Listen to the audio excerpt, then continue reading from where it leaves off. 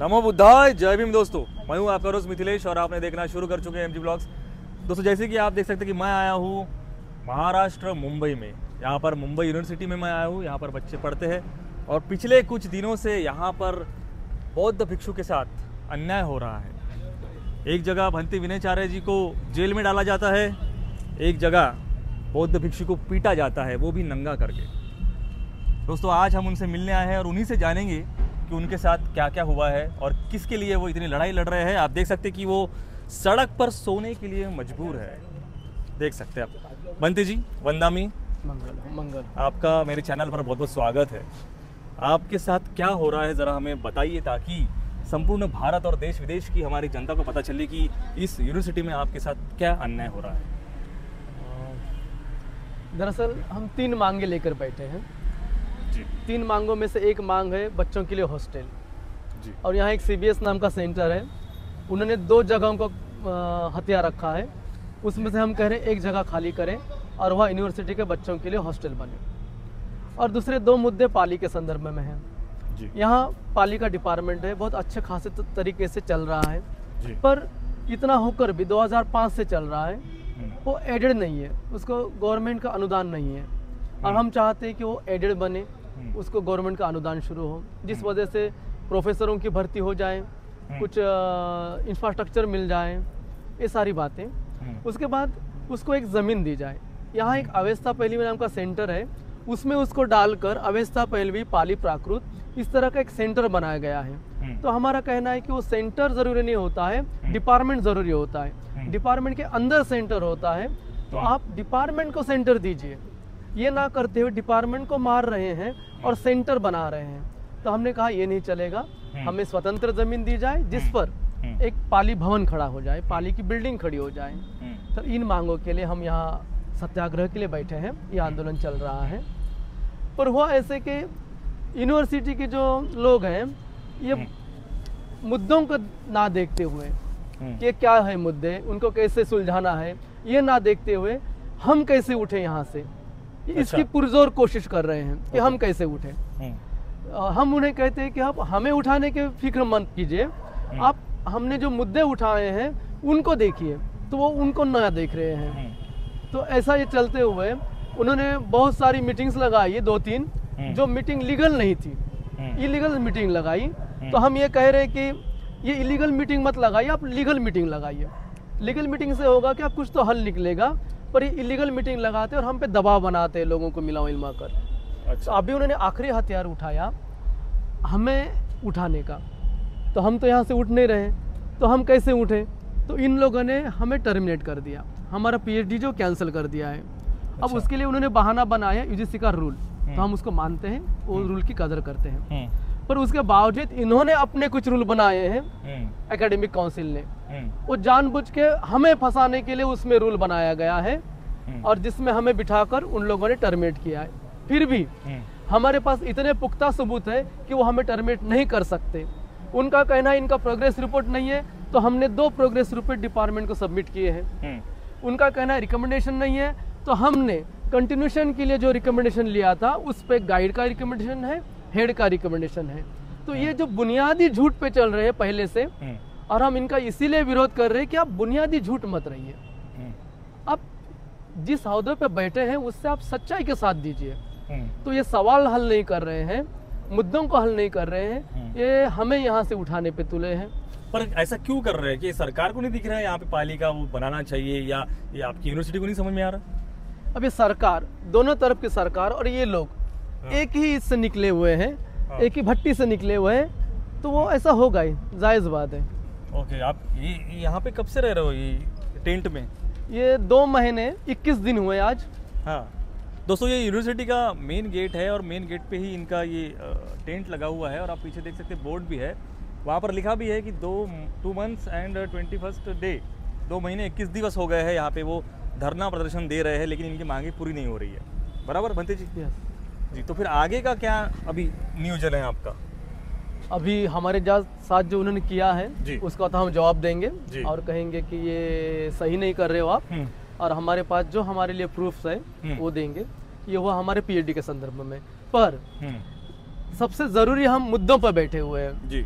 तो ये मुद्दे जब तक हल नहीं होंगे, हल मतलब क्लीन होने चाहिए। जी। जो हम कह रहे हैं वो होना ही चाहिए, इसलिए नहीं कि हम कह रहे हैं, इसलिए कि वो बहुत जायज़ है, जायज़ है। तो होने चाहिए, तब तक आंदोलन चलता ही रहेगा।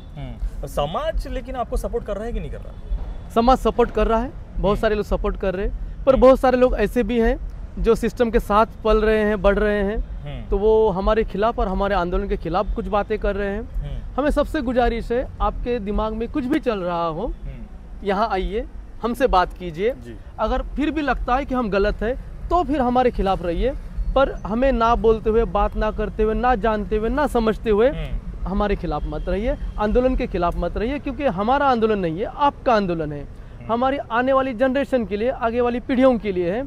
तो आप इसमें अपना भी योगदान दीजिए। ऐसा ना हो कि कल इतिहास लिखा जाए और आप लोगों के लिए उसमें बहुत बुरा कहा जाए। जी जी जी। वैसे मैं समाज से कहना चाहूँगा कि भिक्षु मतलब हमारे धर्म गुरु होते हैं, जैसे कि मुस्लिम के लिए मौलाना, क्रिश्चियंस के लिए फादर और हिंदू के लिए पंडित। अगर इनके ऊपर कभी अत्याचार होता है तो पूरा समाज खड़ा होता है, लेकिन जब बौद्ध भिक्षु पे अत्याचार होता है तो हमारा समाज जो है वो सोया हुआ नज़र आता है। काफ़ी गिने चुने उंगलियों पे गिनने लायक लोग, जैसे आप देख सकते खड़े, भंते जी के सपोर्ट में सिर्फ इतना ही लोग खड़े हैं और 4-5 लोगों में समाज नहीं बनता है ना। तो और वो भी कहाँ पे, ऐसा कोई बिहार यूपी की बात नहीं कर रहे हम महाराष्ट्र की बात कर रहे हैं। बाबा साहब का गढ़ है ये, मुंबई भी बाबा साहब की देन है, और उन्हीं के मुंबई में बौद्ध भिक्षु के साथ अत्याचार होता है, तो इनकी मांगें पूरी नहीं होती। तो ये काफ़ी सुन के काफ़ी दुख लगता है। भंते जी, क्या लगता है आपको, आपको जो आपके साथ जो निर्वस्त्र करके आपको यहाँ पर जो आपके साथ मारहान हुई है, ये हमने न्यूज़ में देखा है, उसके बारे में थोड़ा बताइए कि वो क्या, किसने किया? किरण रिजिजू जी, जो माइनॉरिटी मंत्रालय के मंत्री हैं जी, वो यहाँ आए थे। अच्छा। तो उनके पीए को मिलने हम जा रहे थे, ताकि हम उनको निवेदन दे सके, किस तरह से दे, कब मिले, ये तय करने के लिए उनके पीए से मिलने जा रहे थे। तब हुआ ये कि जैसे हम हमारे हॉस्टल के बाउंड्री से निकले और वहाँ चौराहा है, वहाँ पे हमें एक गार्ड ने रोका, सुरक्षा रक्षक ने बाहें फैला कर रोका और हमें कहा आप नहीं जाओगे। उन्होंने कहा हमें जाना है, पीए से मिलना है, निवेदन देना है। तो उन्होंने हमें फिर हमारी बाहें पकड़ने की कोशिश की। हमने कहा हम चिवर पहने, हम भिक्खु है, आप हमें छू नहीं सकते। तो फिर उन्होंने हमें गले लगा लिया, फिर थोड़ी देर बाद छोड़ दिया। फिर हम निकले तो हमें खींच के उन्होंने चिवर निकाला और नीचे गिरा दिया। और ये होने तक ही, तभी वहाँ पे सिक्योरिटी अधिकारी जो हैं, सुरक्षा अधिकारी यहाँ के, बाला साहेब खरात, वो पहुँचे अपने और वॉचमैन के साथ। अच्छा। और उन्होंने को कहा कि अरे देख क्या रहे हो, उठाओ इसको। और उन्होंने मुझे नंगा किया। पहले वो सुरक्षा रक्षक था, उसने मुझे ऊपर से नंगा किया था, अब इन्होंने उठाया और नीचे से भी नंगा किया। और इस तरह से हमें उठाकर जुलूस निकालते हुए हमें कोने तक लेके गए रास्ते के, और वहाँ जाके दबोचा। अच्छा। और हम बेहोश हो गए। फिर आप आईसीयू में भी गए थे?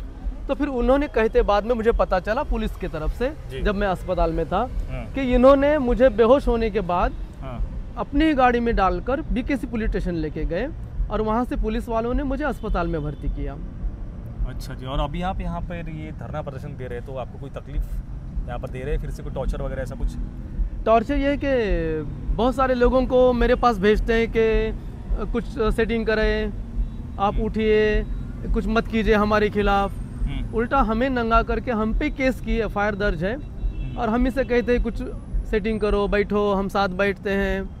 तो ये सारी बातें चल रही। अलग अलग राजनेताओं से भी प्रेशर आ रहा है, उनके लोगों से प्रेशर आ रहा है कि हमें उठाने की बात हो रही है, हमारी बदनामी हो रही है कि भंते जी किसी की नहीं सुनते। तो देखिए, हम समाज की सुनते हैं, और समाज की सुन रहे, इसलिए ये मुद्दे लेकर हम बैठे हैं, इशू लेकर बैठे हैं। अब इसके लिए हमें कोई कहेगा कि उठिए आप, ये मत करिए, तो ये नहीं होगा हमसे। भिक्खु के कदम तो हमेशा शांति के होते हैं, तो हम तो शांति से बैठे रहेंगे, हमारा सत्याग्रह चलता ही रहेगा।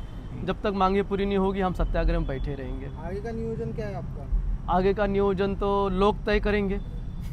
समाज के ऊपर है कि समाज अगर सपोर्ट करेगा तो ये आंदोलन और सशक्त बनेगा और इसको एक अच्छा नया रूप मिलेगा, और जो इनकी मांग है वो जल्दी पूरी होगी। तो समाज से हम आह्वान करते हैं कि घर में मत बैठो, स्पेशली मुंबई के लोग। ये कहाँ पड़ता है ये एरिया? सांता क्रूज में जितने भी बौद्ध बांधव हैं, उनसे आह्वान करते हैं कि आप अगर हमारा वीडियो देखते हैं तो आप आइए, भारी से भारी संख्या में भंते जी को आप सपोर्ट करिए, तभी जाके इनकी मांगें पूरी होगी और जो भी पाली के लिए लड़ाई चल रही है वो भी सक्सेस होगा। और हम सबसे ये कहना चाहते हैं जी कि जैसे आप 6 दिसंबर को आओगे, विश्वविद्यालय में भी आइए। जी जी जी। तो भंते जी का आह्वान है कि 6 दिसंबर को एक विजिट आप यहाँ भी आइए, मुंबई यूनिवर्सिटी मेन गेट के पास ही इनका ये टेंट धरना लगा हुआ है। दोस्तों ये थे हमारे साथ भंते जी और ये थी इनकी पूरी कहानी। तो अगर आपके दिल में थोड़ी सी भी दया है या आप सच्चे आम्बेडकरवादी है तो इन्हें सपोर्ट अवश्य करें। चलो मिलते हैं नेक्स्ट वीडियो में ऐसे ही किसी टॉपिक के साथ। तब तक के लिए आप सभी को दोस्तों नमो बुद्धाय, जय भीम, वंदनामि भंते जी।